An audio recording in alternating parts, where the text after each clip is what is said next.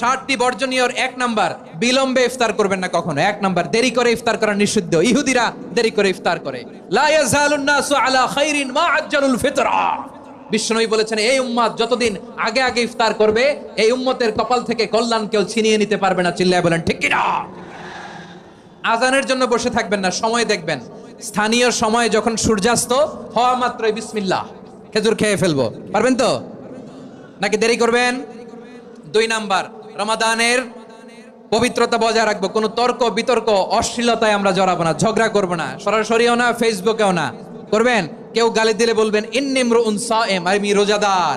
আল্লাহর হাবিব শিখিয়েছেন, কেউ যদি তোমার গালি দেয়, কটু কথা বলে, অশ্লীল কথা বলে, রমজানে তুমিও বলতে পারবে না। তুমি বলতে পারবা ইন্নিমরুউন সায়েম, আমি রোজাদার। আজকে থেকে নিয়ত করেন, রমজানে কেউ গালি দিলে আপনি একটা গালি দিবেন নাকি? কি বলবেন? রোজাদার, রমজানের পবিত্রতা আমি ভঙ্গ করতে